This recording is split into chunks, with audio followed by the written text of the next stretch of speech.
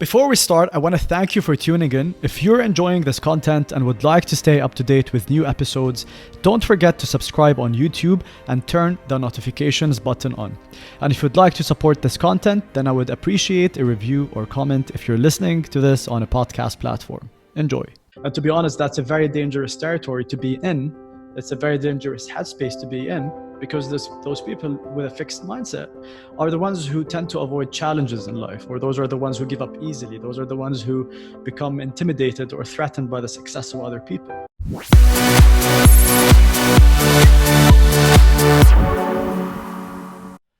Welcome to a new season of the One Day Podcast. I'm your host, Omar Almajali, and each week I'm here to discuss powerful concepts around business, mindset, or life, and often share the stage with some of the brightest and most interesting minds of the Middle East to help me do so. Happy to have you here. Enjoy this one. Welcome, guys, to a new episode. This is a solo topic episode, meaning that instead of having a guest, it's just me talking and blabbing about a topic that I found to be useful or something that come across recently or find to be interesting. By no means am I an expert in this topic, but the evidence I present is based on research and concepts that I've read in books, or maybe things that I apply in my own personal life, and I thought there's no harm in sharing it with people. Today's topic might be perceived as cliche. It's something that in my perception is often misunderstood, but I think it's worth talking about and worth raising awareness about, and it's this whole concept of growth mindset, أو بالعربي معروف عنها عقلية النمو. We typically see growth mindset in the titles of self-development books or on a LinkedIn job advertisement. We often find employers asking for potential candidates to have a growth mindset. But what does it really mean? And why is it important? And why do people have misconceptions about it? Before we talk and dig deep into growth mindset as a topic, I thought it might be worth talking about the importance of growth in the first place. Why do we have to grow as humans, and why is it important for us to grow? Or why should we care about that theme in our life? Personally, and from a very basic, if you want, at a personal level, there's no harm in growing. I mean, it's better than stagnating or staying stuck in our lives, because growth at a personal level is all about getting closer to your full potential, or playing bigger than where you are or where you're positioned today. Unless you're happy with where you are today, that's a completely different story. But I remember talking to Dr. Yazan, who was one of my guests on season 1 of the podcast, and he's an expert on human engineering and human psychology. And he told me that humans often play way below their potential. That's because they're typically comfortable in where they are. And there's nothing wrong with that. But growth is all about moving beyond that and getting closer to your full potential, because as human beings, we all have this huge, immense amount of potential and impact that we can bring into this world, but people often downplay that. So growing, personally, it means becoming just more, serving more, offering more, showing up more as who you are in all areas of your life as a professional, but also socially and in your relationships. So that's why growth is important at a personal level. But also, if we want to talk maybe more practically and more from a professional level, today we live in a very competitive world and a very busy world. So if you decide to stagnate, if you decide to stay fixed where you are, then you're going to lose out on potential opportunities to your peers or people who are around you. Especially that competition today has become global. You, as a professional, you are no longer competing with people in your neighborhood or people who are around you. You are competing with the whole world, especially with the emergence of these platforms, these freelance platforms such as Fiverr or Upwork, that has enabled people from all over the world to showcase their skills and advertise it. And you can essentially hire anyone from all over the world. بالعربي الفريلانسنج بلاتفورم هم المنصات لعمل الحر. اليوم انت كشخص وين ما كنت بالعالم تقدر انك تسوق مهاراتك وخبراتك، وبيقدر يجيك عملاء من كل العالم. فانت كشخص صرت عم بتنافس على مستوى عالمي مو بس على مستوى محلي. Also, like, if I want to speak from personal experiences, the people who are actually helping me deliver this podcast, they are from all over the world. The person who's helping me edit these videos and the person who's helping me translate those videos, they're in two different locations of the world. Because me, as someone working on this project, what I care about is I care about quality, I care about skill, I do not care about location. So that's why it is important from a professional point of view to think about growth. Because if you don't work on having a competitive edge, then you might lose out on competition and you might lose out on people who are better than you in a particular skill. And from a more spiritual, maybe philosophical sense, I personally believe that everything has an evolutionary purpose in life. We are called human beings, and being means being alive. It's movement, it's growth. We are meant to grow as humans. When we don't grow, we often experience things in life that will force us to grow. And that could be a sickness. It could be falling out of a relationship, losing a job. And in my perspective, I see that as life's way of maybe trying to direct us in a different direction and asking us to grow in a certain area or learn a lesson, a particular lesson, because there's a growth lesson in everything if we choose to see it that way. Okay, so now that we have talked about the importance of growth, let's define maybe growth mindset and talk about what does it really mean to have a growth mindset and why should we care even about it. People often confuse growth mindset with someone who is flexible, open-minded, someone who has a positive outlook on life. But honestly, having a growth mindset is much more, it's simple yet more powerful than that. A growth mindset has everything to do with your perspective on your potential as an individual. If you have a growth mindset, it means that you as an individual believe that intelligence and talent can be developed and can be acquired over time, and it's not fixed. And that if you are not good at something, or if you're not progressing in a particular area in your life, you perceive that as something that is temporary and that you can change that. You have the control to change that. Because individuals who have a growth mindset, they believe, as I mentioned, that they can work on themselves to go from point A to point B. They do not feel ashamed with where they are. They do not feel embarrassed to actually admit to themselves that they are lacking in a particular area, because they know that they can change that over time. So it has everything to do with their perspective. Those people do not suffer from intellectual arrogance, meaning, those people who think they know everything about everything. Those people with growth mindset actually believe that there's always capacity to learn more and that learning never stops. Let's compare that with those people who have a fixed mindset. Those people who have a fixed mindset, on the other hand, they're quite the opposite. These are the people who believe that their intelligence is fixed, that a talent or skill is something that you are either born with or you're not. And that going from A to B is not something that you can achieve, because it's something that you either are or you are not. It's something that you're either good at, or you can never be good at it, because success or growth is for those who are more gifted than others. That's their perception. And to be honest, that's a very dangerous territory to be in. It's a very dangerous headspace to be in, because those people with a fixed mindset are the ones who tend to avoid challenges in life, or those are the ones who give up easily. Those are the ones who become intimidated or threatened by the success of other people. Because when we look at successful people around us, that should inspire us. It should not demotivate us. إشي تاني كمان بيفرق بين الناس اللي عندهم عقلية النمو versus الناس اللي عندهم يمكن العقلية الثابتة هم نظرتهم للفشل, or their perspective on failure. Those with a growth mindset recognize that failures and setbacks are part of the learning process. If they fail, they see that as a teaching, as a lesson, versus taking it as an excuse to stay stuck wherever they are. That's why those people who have a growth mindset tend to bounce back quicker than those who have a fixed mindset. Because it's easy for us to fall and then take that as an excuse to not, progress further in our growth journey.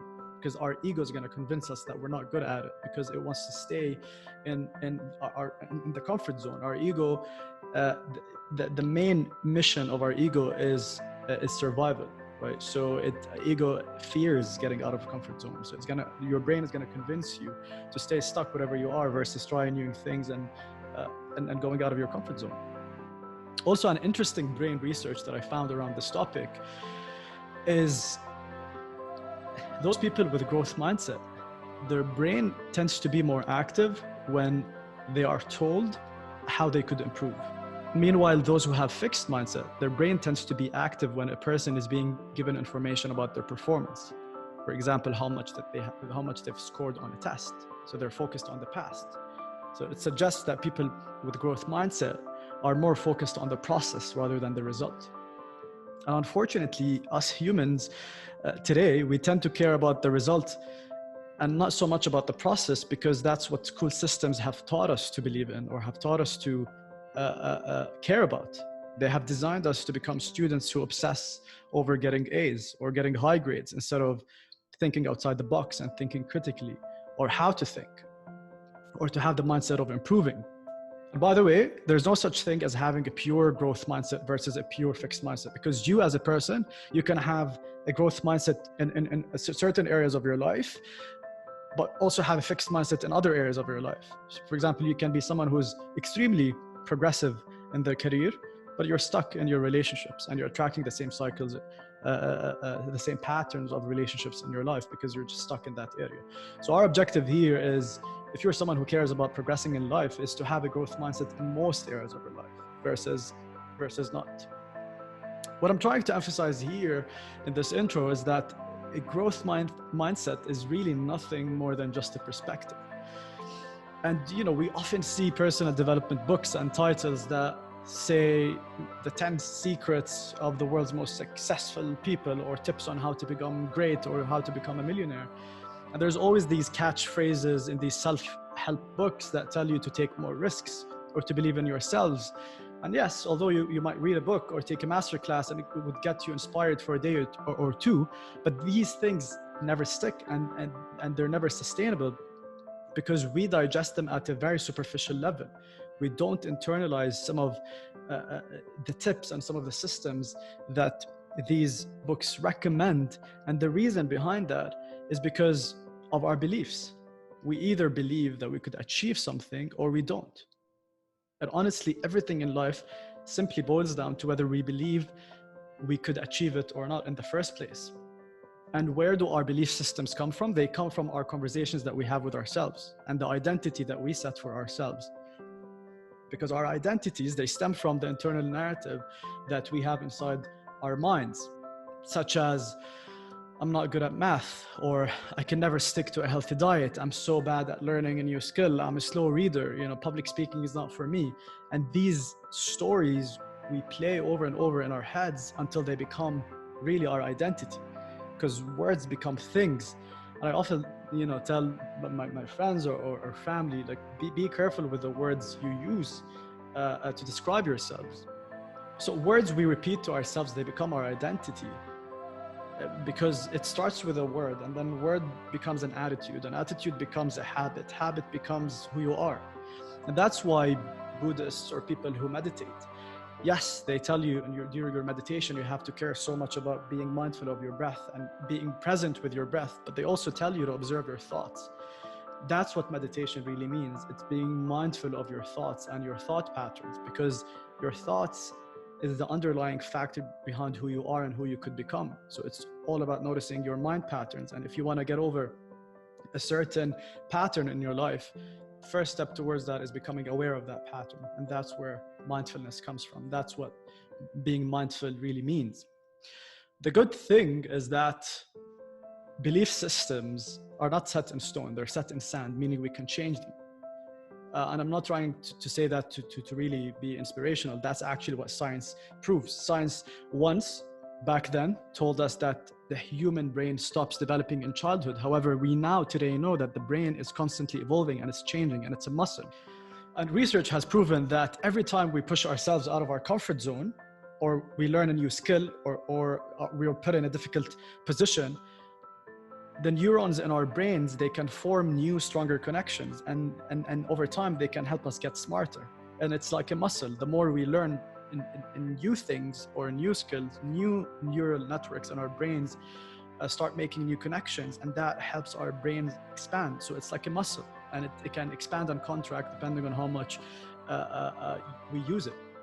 And actually, just recently, I went to Dubai Expo 2020, and I went to the Russian pavilion, and that was the main predominant theme that they highlighted there. It's all about how learning can improve connection between various areas in our brains, and it can help us expand.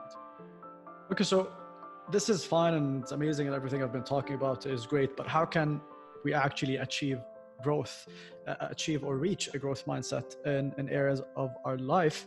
Obviously, it's not an overnight thing, and every journey to getting there is personal. There's no one way to get there. And what I'm about to share is what I have come across in my research, trying to really explore this area in depth, but also maybe share tips from my own personal experiences and what I believe has helped me excel in certain areas of my life.